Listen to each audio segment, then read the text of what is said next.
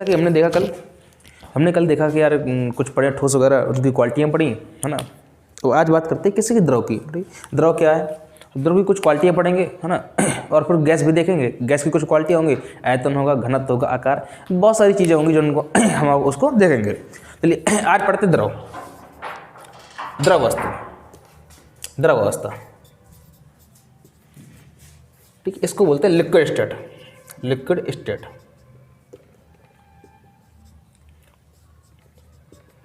तो कहने का सिंपल सा मतलब क्या होता है कि द्रव क्या होते हैं, पहले ये समझते हैं। लिक्विड होता है क्या है ये समझते हैं। तो द्रव क्या होता है, सिंपल सा कि ऐसे पदार्थ जिनका आकार निश्चित ना हो, जिनका कोई शेप फिक्स ना हो, किसी भी शेप में जा सकते हैं, कन्वर्ट हो सकते हैं, लेकिन उनका आयतन सेम हो। कहने का मतलब क्या था कि आकार निश्चित ना हो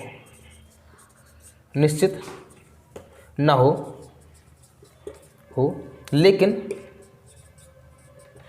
आयतन निश्चित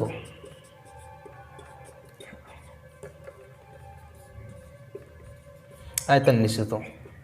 ठीक है। ऐसे जितने भी पदार्थ होंगे जिनका शेप पता नहीं क्या हो सकता है, शेप हो सकता है चेंज हो जाए, शेप हो सकता है कन्वर्ट हो जाए, बट उनका आयतन सेम रहेगा, वॉल्यूम नहीं चेंज हो सकता है। ठीक है, आकार चेंज होगा। जैसे एग्जाम्पल में लेते हैं वाटर को, पानी। तो आपने देखा ही होगा पानी को, अगर हम क्या करें, पानी को डालें किसी जग पे, फिर डाले पानी को बोतल के अंदर, फिर डाले पानी को किसी मग के अंदर है ना, फिर डाले किसी परात के अंदर, बड़ी सी थाली में पानी को डाल दीजिए। तो आप देखते होंगे कि पानी को जिस जगह पर डालोगे उस जगह का आकार ले लेगा। बोतल में डाला पानी को तो बोतल का आकार ले लेगा। अगर आपने मग में डाला तो पानी मग का आकार ले लेगा। अगर डाला बड़ी सी थाली पे, पानी थाली का आकार ले लेगा। आप इसको जहाँ डालोगे उसका आकार ले लेगा। लेकिन सवाल था कि आयतन क्यों फिक्स हुआ, क्योंकि परात में परात वाली जगह घेरेगा, बोतल पे बोतल वाली जगह घेरेगा, गिलास पे गिलास वाली जगह घेरेगा, बाल्टी में बाल्टी वाली जगह घेरेगा। तो आयतन फिक्स क्यों हो रहा है, समझिए। फिर आयतन क्यों फिक्स हो रहा है, ये बात समझ में आएगी। आकार बदलेगा, आकार चेंज होगा। ठीक है, कंफर्म है कि आकार चेंज होगा। सवाल यह आता है कि वॉल्यूम क्यों चेंज नहीं हो रहा है ना। जबकि हमने देखा वॉल्यूम क्या होता है, आयतन मतलब होता है कोई वस्तु कितनी जगह घेर रही है, उसे हम कहते हैं आयतन। बट यहाँ पे आयतन नहीं चेंज हो रहा है, लेकिन बार बार वो जगह घेरने का स्थान चेंज हो रहा है। परात में अलग से स्थान घेरेगा, गिलास पे अलग स्थान घेरेगा, बाल्टी पे अलग स्थान घेरेगा। ऐसा क्यों? तो हमने पढ़ा था कि द्रव्यमान बराबर होता है आयतन गुणे घनत्व।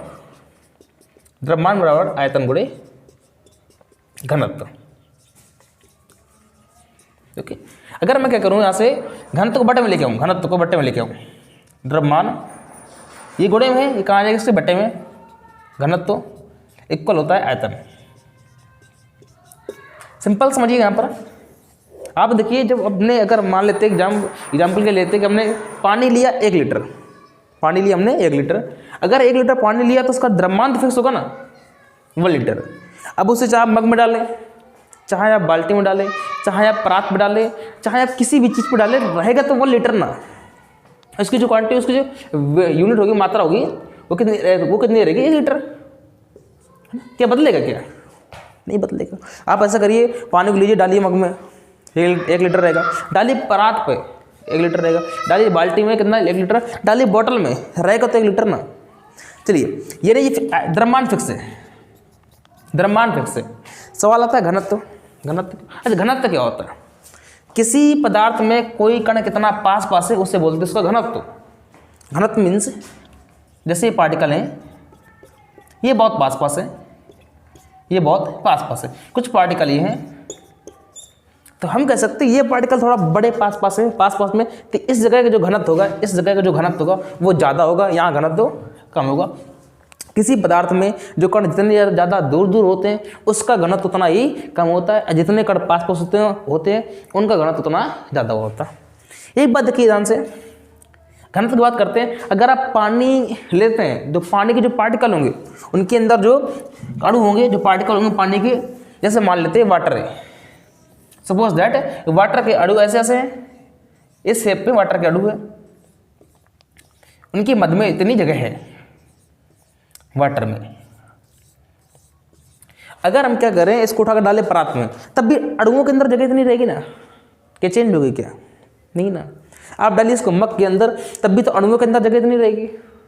आप ऐसा करिए, इसको डालिए किसी बाल्टी के अंदर, बाल्टी में इनके पानी के अंदर जो अणु होंगे उनकी जगह तब भी सेम रहेगी ना, ऐसा कि फैल जाएंगे अणु, नहीं फैलेंगे, जगह तब भी उनके अंदर क्या रहेगी, सेम रहेगी। तो हम कह सकते हैं कि जब जगह सेम रहेगी तो उनका घनत्व तो सेम रहेगा, और घनत्व सेम रहेगा तो हम कह सकते हैं ये फिक्स। द्रव्यमान कैसा है, फिक्स। घनत्व कैसा है, फिक्स। तो हम कह सकते हैं आयतन कैसा होगा, फिक्स। इसलिए कहा जाता है कि द्रव का आयतन भी क्या होता है, फिक्स होता है। कन्फर्म हुआ। चलिए अब आते हैं यहाँ पर क्वालिटी, यहाँ पर कि द्रव की और कौन कौन सी क्वालिटी होती है। आयतन है तो अच्छा, आयतन फिक्स होता है, आकार बदलता है।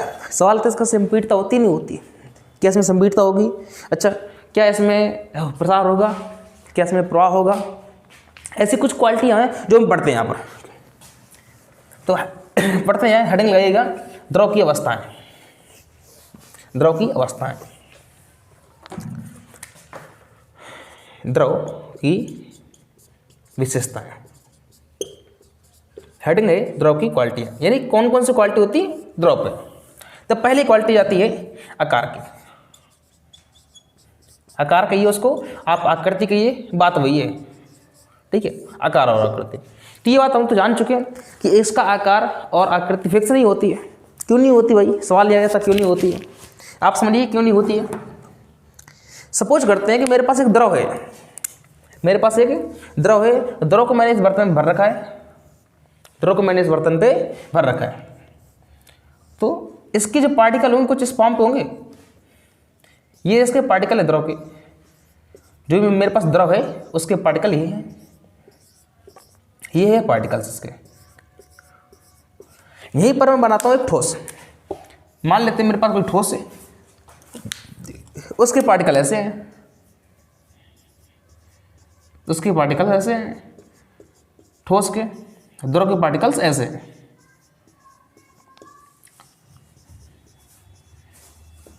तो कॉपी पेन निकाल लें, नोट करते हैं मेरी बातों को, है ना, वरना भूल जाएंगे आपको।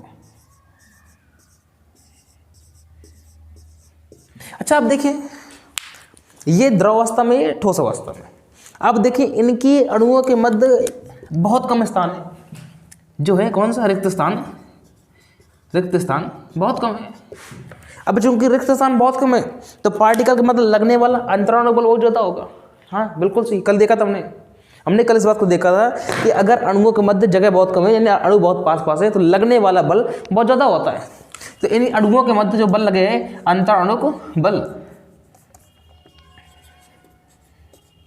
अंतराणुक बल बहुत अधिक होगा। कैसा होगा, अधिक होगा, है ना।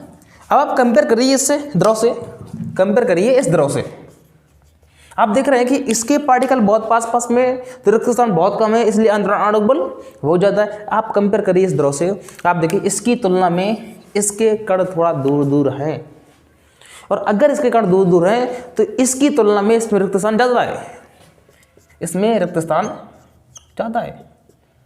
और अगर इसके अंदर, इसके द्रव के पार्टिकल के अंदर, द्रव के कणों के मध्य अगर रिक्त स्थान ज़्यादा है तो लगने वाला बल घट जाएगा, दूरी बढ़ गई, दूरी बढ़ने पर फोर्स घटती है, दूरी बढ़ने पर फोर्स घटती है। तो इनके मध्य जो बल लग रहा था, अणुओं के मध्य, यानी इन अणुओं के मध्य जो एक बल लग रहा था, कौन सा बल, अंतराणुक बल, वो घट जाएगा, अंतराणुक बल घट जाएगा। और जैसे ही अंतराणुक बल घटेगा तो ये गति करना शुरू कर देंगे, ये गति करना चाहेंगे, तो और इनके पार्टिकल गति करना शुरू कर देंगे, गति करना शुरू कर देंगे। और जैसे ही गति करना शुरू कर देंगे तो पार्टिकल ऐसे गति करने लगेगा और इसको शेप चेंज हो जाएगा, पार्टिकल भागने लगेंगे। पार्टिकल अपनी जगह पे, अपने जहाँ उनको जगह मिलेगी पार्टिकल भागने लगेगा। जब पार्टिकल भागने लगेगा तो पदार्थ भागने लगेगा, वस्तु भागने लगेगी, तो हम कह सकते हैं कि द्रव का आकार बदल जाएगा। जैसे ही हम इसको मग से डालेंगे बाल्टी में तो पूरे बाल्टी के एरिया फैल जाएंगे, छोड़ेंगे नहीं बाल्टी जगह, नहीं हम फैलेंगे, हम तो फैलेंगे। हमारा काम गति करना, हमें गुलामी पसंद नहीं है, ये पार्टिकल कहते हैं। इन पार्टिकल कहना है कि हमें गुलामी पसंद नहीं है, वो तो मजबूरी थी कि हमको पकड़ रखे, वो तो मजबूरी थी कि भाई साहब ने पकड़ रखा, बस भाई साहब ने, इस बल ने पकड़ रखा, हमको छोड़ नहीं रहा, हम तो भगेंगे, हम भगेंगे। और जैसे ही इनकी मध्य जगह हल्की बढ़ती है, अंतराणुक बल कम होता है, फास्ट गति करते हैं, ये तुरंत गति करना शुरू कर देते हैं, बट एक लिमिट में, बट एक लिमिट में। इसलिए हम कह सकते हैं कि द्रव का जो होता आकार और आकृति वो क्या निश्चित नहीं होती है, निश्चित नहीं होती है, ठीक है। तो कोई डाउट किसी को यार? चलिए अब बात करते हैं अगली क्वालिटी की, वॉल्यूम की। बात करते हैं किसकी? वॉल्यूम की, आयतन। तो ये बात मेरे ख्याल से पहले ही बता चुकी है डेफिनेशन में कि आयतन कैसा होता है? फिक्स। क्यों फिक्स होता है? द्रव्यमान कैसा होता है? फिक्स। घनत्व कैसा होता है? फिक्स। इसलिए जो होता है आयतन वो भी होता है फिक्स। तो बात होती है आयतन के, वॉल्यूम पे, वॉल्यूम की बात होती है भाई। तो हमने भी देखा कि जो वॉल्यूम, देखो वॉल्यूम समझाऊं पहले आपको मैं, वॉल्यूम क्या है।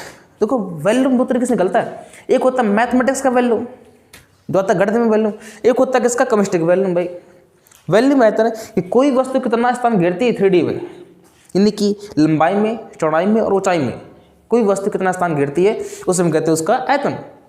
अब सवाल यहाँ पे यह था कि ये स्थान कैसे घेरे?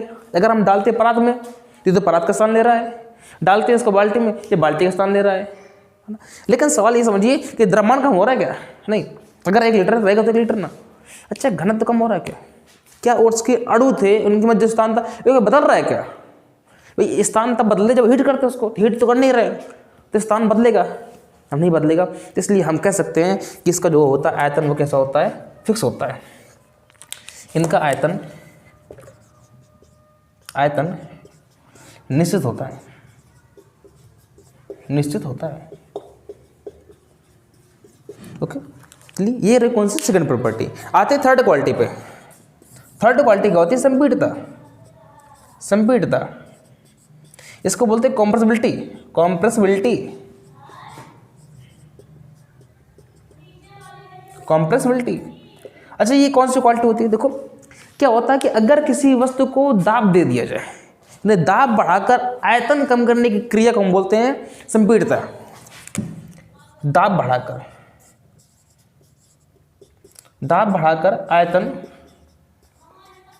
आयतन कम करने की क्रिया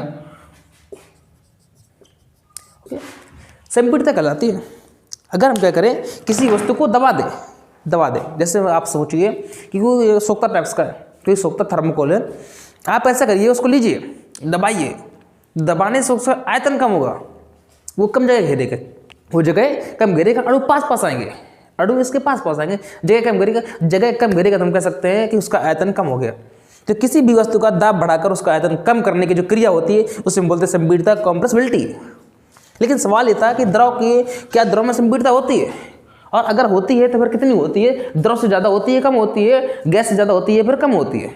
समझिए ध्यान से, क्या इसका संपीड़ितता। चलिए फिर से आते हैं फिगर पे, आप समझिए इसको कि ये मेरे पास एक पात्र मान लेते इज्यूम करते दैट इज मेरे पास एक बर्तन है, और क्या करते हैं, बर्तन पे कुछ अणु हैं द्रव के। किसके? द्रव के। तो यार हम ये बात जानते हैं कि द्रव के अणु हल्का दूर होते हैं, द्रव के अणु हल्का सा दूर होते हैं ठोस की तुलना में। ठोस के पास होते हैं, द्रव के दूर होते हैं। अब सवाल ये था भाई, समझिए थोड़ा सा संपीड़ितता को। आप ये एक बात ये देखिए कि एक बर्तन और जैसे कोई ठोस है, अब ठोस के पार्टिकल बहुत पास होते हैं, ठोस के पार्टिकल बहुत पास होते हैं।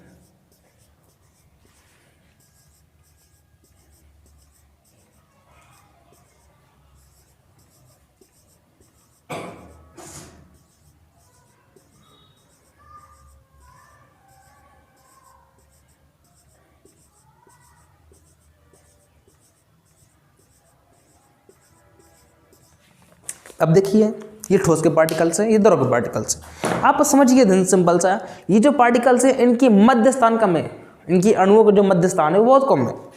यानी अगर हम कहें कि इनकी मध्य जो है रिक्त स्थान वो बहुत कम है, ठीक है, ये बहुत कम है। कैसा है? कम है।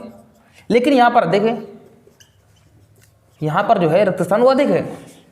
अब चूंकि रिक्त स्थान अधिक है तो लगने वाला बल कम होगा, यहाँ पे कम है तो लगने वाला